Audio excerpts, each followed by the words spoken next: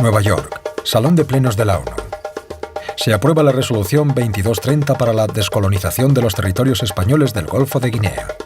La ONU invita a España a la convocatoria de elecciones por sufragio universal. Madrid, Cortes Españolas. En la sesión plenaria celebrada el 24 de julio de 1968, las Cortes Españolas aprueban el proyecto de ley sobre independencia de Guinea Ecuatorial.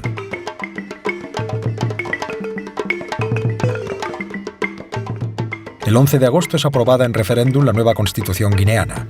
Ha sido redactada en Madrid en el transcurso de una conferencia con los principales líderes guineanos.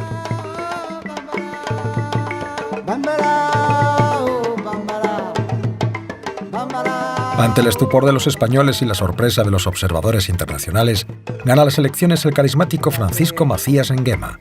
Ha quedado por detrás Bonifacio Ondó Edu, expresidente del gobierno autónomo apoyado por la presidencia del gobierno español, y Atanasio Ndongo, líder de Monaligue, apoyado por el Ministerio de Asuntos Exteriores de España. La tragedia acababa de empezar. Nadie supo calcular en aquel momento el alcance político de aquellas elecciones.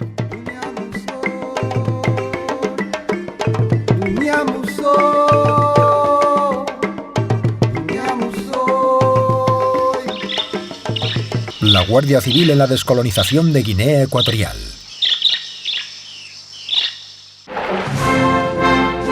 Asisten al acto de la firma de la independencia, además de la misión diplomática española, representantes de las Naciones Unidas, de la Organización de la Unidad Africana y de varios países del continente negro. Firman, por parte de Guinea, el presidente don Francisco Macías y por la española el representante del jefe del Estado, don Manuel Fraga Iribarne. Las firmas legales rubrican el nacimiento de un nuevo país alumbrado por España. Acto seguido, el señor Fraga Iribarne impondrá el gran collar de la Orden del Mérito Civil al presidente del nuevo Estado de Guinea y pronunciará un discurso resaltando la importancia de este día. En nombre del jefe del Estado y del pueblo español, me honro en transmitir los poderes al presidente de la República de Guinea Ecuatorial y a su pueblo. ¡Viva Guinea Ecuatorial! ¡Viva! ¡Viva España! ¡Viva!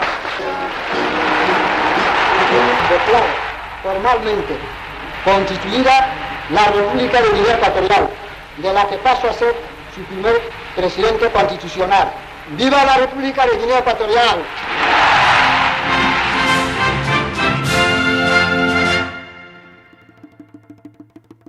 El día elegido es el de la Hispanidad, festividad a la Virgen del Pilar, patrona de la Guardia Civil, que rinde honores a aquella calurosa mañana, mientras la Plaza de España deja de serlo para ser de la independencia y la bandera española ha sido arriada, y en su lugar ondea la bandera de la nueva república.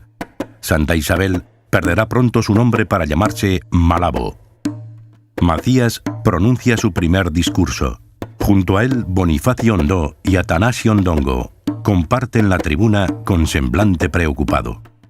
Ambos han sido los principales opositores en las elecciones.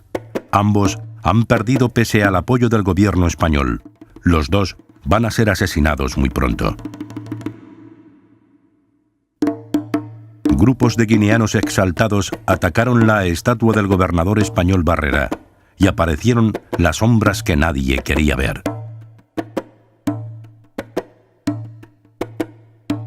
Los días anteriores a la independencia, pues había un movimiento subversivo, no organizado, pero vamos, había mucha propaganda sobre la independencia y sobre que el poder iba a caer en ellos, y entonces la gente estaba pues muy sublevada.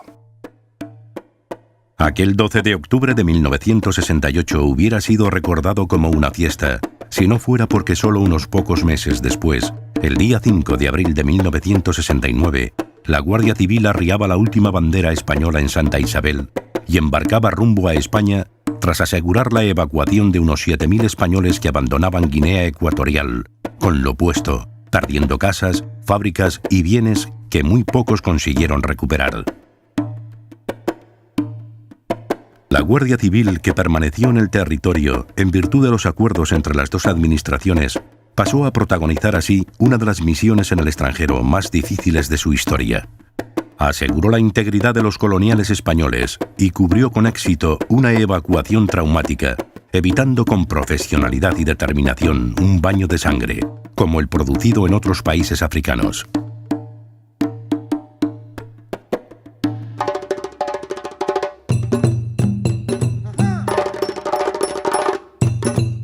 La nueva República de Guinea Ecuatorial ha sido colonia española desde finales del siglo XVIII. Su territorio comprende unos 28.000 kilómetros cuadrados, repartidos entre una franja continental denominada Río Muni, cuya capital es Bata, y las islas de Fernando Po, Annobón, Corisco y las Elobeyes. La capital del nuevo estado seguirá siendo Santa Isabel, que pronto cambiará su nombre por el de Malabo. El censo de población era de 200.000 habitantes en el momento de la independencia. La Guardia Civil llegó aquí en el año 1904, cuando se crearon los territorios españoles del Golfo de Guinea. Hasta la llegada de las unidades móviles en el año 1959, se encuadró sucesivamente en la llamada Guardia Colonial y en la Guardia Territorial, dotándola de cuadros de mando e instructores. Las dos compañías móviles se desplegaron en las dos provincias guineanas, primero en el continente con base en su capital, Bata, y después en la isla. El 12 de octubre de 1968, pese a la proclamación de la independencia, permanecieron en el territorio. La Guardia Territorial se transformó a partir del día 12 de octubre en la Guardia Nacional de Guinea, es decir, en el ejército, en las Fuerzas Armadas de Guinea, y las dos compañías móviles, más las fuerzas de la Marina Española, de la Armada Española que había allí, más un pequeño destacamento que había del Ejército del Aire Español, con misión de abastecimiento, vigilancia, etcétera, constituyen lo que es las Fuerzas Armadas Españolas en Guinea Ecuatorial. Hasta el momento de la independencia, las dos compañías móviles de la Guardia Civil en Guinea tenían aproximadamente una plantilla de unos 560 hombres. A partir del 12 de octubre se reducen a unos 260 guardias que se quedan repartidos entre la Compañía de Bata y la Compañía de Santa Isabel. El componente terrestre lo manda el comandante Wagner, que es el comandante jefe de las dos compañías móviles de la Guardia Civil que están desplegadas allí y que dependían a su vez de un mando único que era un coronel del Ejército de Tierra, que no recuerda que era el coronel Alarcón, el nombre, que es el que manda esas fuerzas, con lo cual las dos compañías móviles dependen del coronel Alarcón, que es el jefe de las Fuerzas Armadas Españolas. Luego hay una figura que es fundamental y que es la figura del embajador de España, puesto que es el representante del gobierno de España en Guinea, y a la cual evidentemente era la persona que digamos que estaba en la cúspide, en la pirámide de lo que era el mando español. Pero quien ocupa el cargo de nuevo embajador en Guinea es un funcionario de la Embajada Española. Juan Durán Lóriga era hasta el día de la independencia encargado de negocios. Y Macías lo percibió desde un principio como un menosprecio de España hacia Guinea. Al igual que la Guardia Civil, también permanecen en el territorio los demás funcionarios españoles, médicos, maestros, técnicos de Hacienda. Hay un acuerdo entre los dos gobiernos para que la transición se desarrolle en un periodo de 2 años. Pero tras la independencia hay una sensación de vacío de poder. Para que todo hubo que inventarlo sobre la marcha. Nos quedamos, simplemente allí nos quedamos, sin tener ninguna orden de qué hacer ni qué rehacer. La única orden real que yo recibí fue la entrega del armamento a la Guardia Territorial. Todos los depósitos de armamento que teníamos, pues se tuvieron que entregar a Guinea Ecuatorial, al gobierno de Guinea Ecuatorial. Y ese fue el momento un momento también muy importante, claro. Nos quedamos totalmente en precario porque, claro, nosotros hay que tener en cuenta que la Guardia Territorial pues, serían como 1.500 personas, por ejemplo, y nosotros seamos como 500. Claro, la diferencia de potencial bélico que había pues era muy grande. Y aunque yo era el responsable de los almacenes generales, de todo, pues claro, la orden era taxativa de entregarlo todo a los indígenas. Yo tenía muchas dudas sobre cuál iba a ser el porvenir inmediato. La apariencia era de normalidad en los primeros momentos. Las familias de los españoles seguían haciendo su vida normal y en las explotaciones de cacao y madera la actividad continuó sin problemas.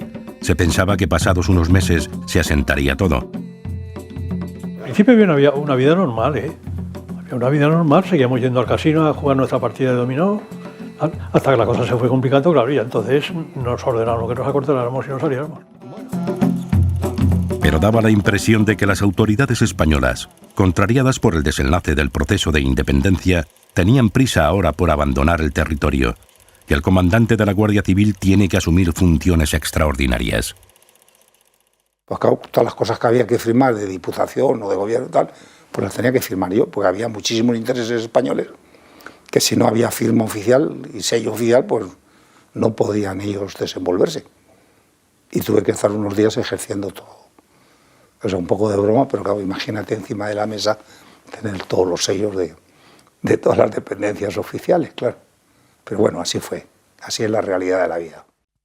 Bonifacio Ondó fue el hombre de España en Guinea, presidente del gobierno autónomo desde 1962 a 1968 y creador del partido político Monge, con el que concurrió a las elecciones con el apoyo de la presidencia del gobierno español. Si hubiera sido elegido presidente, España se habría asegurado su posición y, sobre todo, en lo económico, no hubiera habido ninguna ruptura. Pocos días después de la llegada al poder de Macías, huyó al Gabón. Pero con la mediación del embajador de España, Juan Durán Lóriga, y del presidente del Gabón, Omar Bongo, Macías consigue que regrese a Guinea. Es inmediatamente puesto bajo arresto domiciliario, mientras que sus colaboradores más cercanos son encarcelados. Bonifacio sería asesinado muy pronto. España quiso que volviera Bonifacio para que hubiera una oposición y una representatividad, y entonces ahí pues España se ofreció a que volviera Bonifacio. Y concretamente yo tuve unas conversaciones con el embajador, que fue el que me envió a mí a Gabón a traer a Bonifacio, y yo le expliqué que aquello era muy peligroso de traer a Bonifacio, porque bueno, lo que ocurrió es lo que yo pensaba que podía haber ocurrido. A finales del 68, las juventudes en marcha con Macías imponían su ley en las calles, dando palizas, asaltando comercios y atemorizando a los blancos. Los aviones de Iberia comenzaban ya a volver a España con las familias de los colonos, mientras los discursos de Macías se volvían cada vez más violentos. El 14 de diciembre anuncia en la ciudad de Niafang que pronto habrá un partido único para unificar ideas y que los extranjeros deben apartarse de la política o los expulsaré a todos.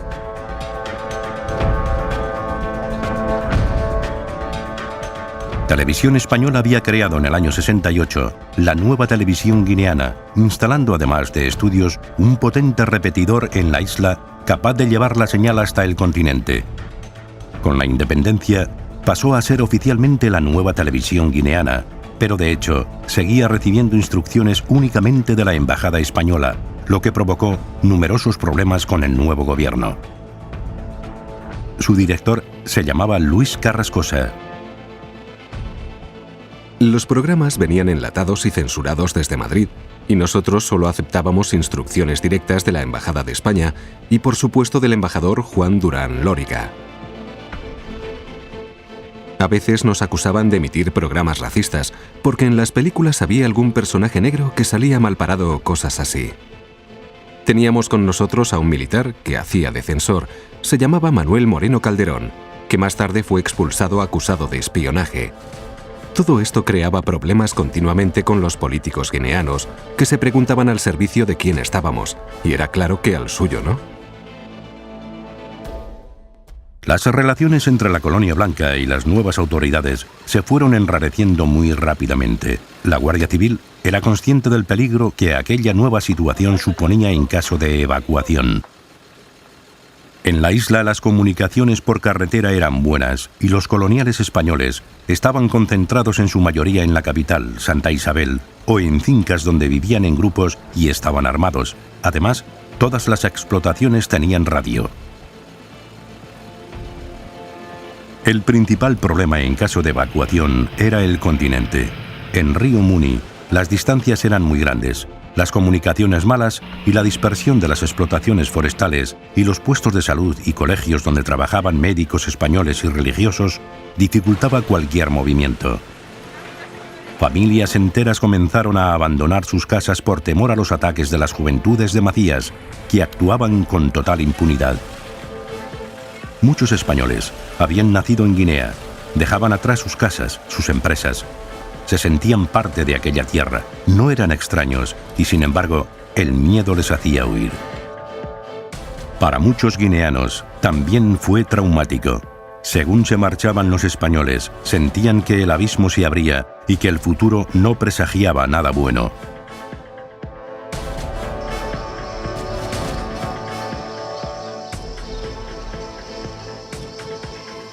La Guardia Territorial, convertida en la nueva Guardia Nacional Guineana, controlaba cada vez con más presión todas las carreteras y poblaciones del territorio. Nadie podía circular ya libremente. Todas las relaciones con la Guardia Territorial pues eran buenas. Lo que pasa es que, claro, ellos recibían las órdenes de unos políticos, que esos ya, las relaciones con los españoles ya no eran buenas. Entonces, claro, ellos estaban entre la espada y la pared. Pero así estábamos todos. En enero del 69, las cosas se complicaron. La nueva república no tenía liquidez. El dinero llegaba de España con cuentagotas, y esto exasperaba a Macías. Los funcionarios de Hacienda españoles que no han recibido la paga tradicional de fin de año se plantan y se niegan a trabajar. Macías reaccionó con rabia. Ordenó congelar las cuentas privadas de los funcionarios y registrar el ministerio en busca de cajas secretas. En sus mítines, acusaba abiertamente a España de bloquear la economía. También acusaba a los madereros de asesinos que roban al pueblo guineano. Macías adoptaba en los discursos una suerte de pregunta y respuesta entre él y su auditorio. Macías preguntaba: ¿quiénes vivían en casas de pisos en Guinea? Los españoles. ¿Y los africanos cómo vivían? En chozas. ¿Cuántas gentes viven hoy en pisos? Muchas. Macías era una persona exaltada que había llegado a la presidencia de una manera, solamente diciendo a la población que si esas casas que veis que tienen los blancos, si me votáis a mí, serán vuestras. Si veis los coches, los blancos tienen coches y nosotros no, y los negros no tenemos coches. Y si echamos a los blancos, esos coches serán vuestros. En fin, una demagogia absolutamente elemental, absolutamente. Y es lo que hizo en el resto en la gira que hizo después de tomar posesión. Fue diciendo a la gente que echaría a los blancos y que la independencia de Guinea Ecuatorial era una independencia total y que no tenía por qué estar tutelada por los blancos. Y esas dos cuestiones, la demagogia de Macías, la incapacidad de Macías y al mismo tiempo, la poca diplomacia del régimen español, llevaron necesariamente a la confrontación que se produjo poco tiempo después. Lo cierto es que no había un plan. No sabía por dónde empezar a gobernar. Lo único que vale es descalificar al blanco. Eso le gusta al pueblo. En un discurso advierte a sus enemigos: existe un pequeño sector de descontentos políticos por no haber subido al poder. Y como me entere que un blanco o un africano se pone en contacto con ellos, automáticamente será eliminado. Tened en cuenta que el presidente de la República tiene todas las facilidades, incluso la de fusilar. El 22 de enero, el propio embajador español Durán Lóriga discute a pie de avión con los guardias del aeropuerto para impedir la detención del inspector de tributos español, Vicente de los Ríos. Finalmente su familia puede subir al avión y él corre a refugiarse al destacamento de la Guardia Civil de Santa Isabel. A este pobre hombre, entre otras cosas, pues le exigían el tesoro público. El tesoro público, pues allí había gente de esta que creía que el tesoro pues, estaba escondido en algún lado. Y era cuestión de llevarle un pico y una pala para encontrar el tesoro, ¿no? Claro, esto pues, era peligroso porque ellos querían el dinero y este hombre pues no lo tenía, claro, el tesoro. Pues entonces él vino a refugiarse a la Guardia Civil. Entonces el Durán Lóriga exigió a la Guardia Civil que no lo podíamos tener porque él tenía que hacer entrega de todos los papeles y todos los bienes a las autoridades indígenas.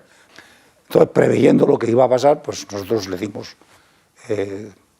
estancia en nuestro alojamiento y vino hasta el propio embajador a sacarlo. Las palabras nuestras fueron: mira, esta es la raya de la puerta del cuartel y luego, si lo detienen fuera de esta raya, pues como esto es un país extranjero, yo no puedo hacer nada, es cuestión de de Relaciones Exteriores, pero dentro del cuartel, como español, no pueden venir a detenerlo.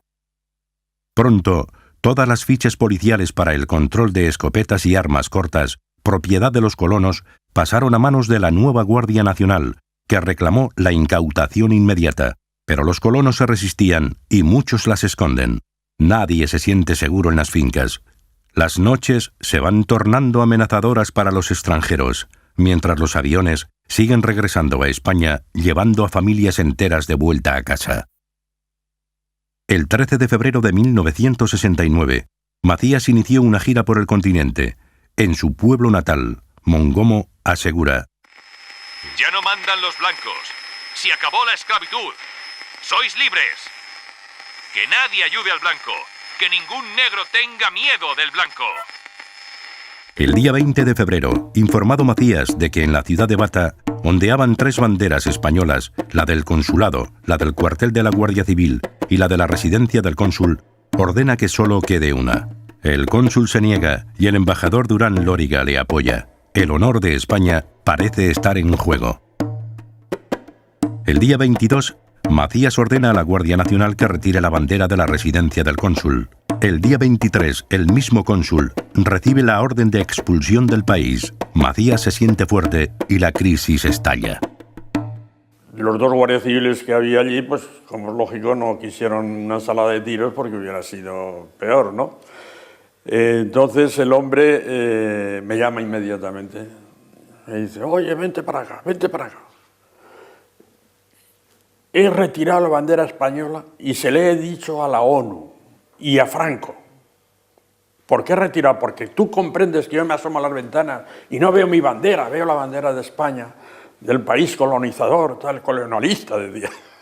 Y tal y cual y demás. Digo, oye, muchas naciones por menos han hecho una guerra, ¿eh? Pero tú no vas a hacer guerra. Digo, ¿yo qué voy a hacer guerra, hombre? Yo no te voy a hacer la guerra. Pero es un caso muy grave el que has hecho tú y demás. No se quita la bandera públicamente por hecho de decir, ustedes tienen muchas más banderas que los demás y vamos a quitar tanta bandera. Era provocar un incidente con la Guardia Civil que daba seguridad al Consulado General de Bata. Macías continuó su gira por el continente. El día 25 de febrero, en un mitin en Río Benito, proclama: El blanco lo que tiene que hacer es someterse. Ellos nos mandaron durante 2 siglos, pero ahora el negro tiene que mandar al blanco y el que no quiera que se le mande, que se vaya a su país. Y ahí empezó.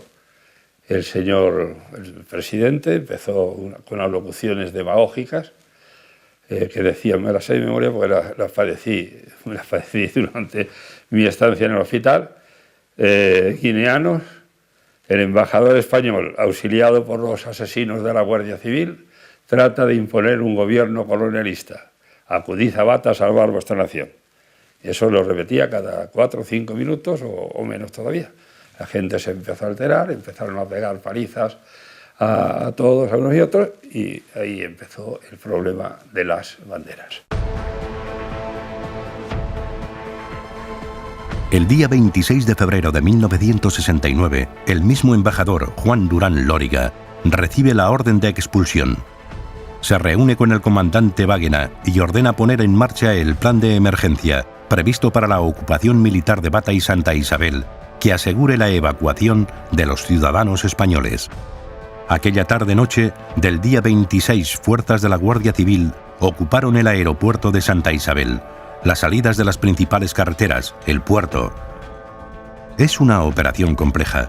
Las fuerzas de la Guardia Nacional Guineana se van retirando sin oponer resistencia. Durán Lóriga pide apoyo militar a Madrid, mientras en presidencia de gobierno intentan medir el alcance de la situación y tomar decisiones. Posiblemente aquel día, si la Guardia Civil no hace ese despliegue y toma esos puntos neurálgicos con carácter preventivo para salvaguardar la integridad de las familias europeas que hay ahí, posiblemente hubiéramos vivido sucesos trágicos y terribles como se vieron en el Congo o se vivieron en otros países que habían estado bajo tutela europea colonial hasta ese momento. Para la evacuación española, las únicas 3 o 4 medidas fundamentales pues era ocupar el aeropuerto. En Santa Isabel no solamente el aeropuerto, sino también el puerto. Tomar las transmisiones y tomar una serie de medidas militares que eran pues impedir que hubiera reacción por las tropas indígenas. Eso se hizo de una manera casi inmediata. El embajador prohibió taxativamente el que se ocupara la televisión y las comunicaciones de Guinea, lo cual fue una catástrofe de comunicación, porque dejar todas las comunicaciones del país en manos del enemigo real que era en ese momento ya, en esas circunstancias.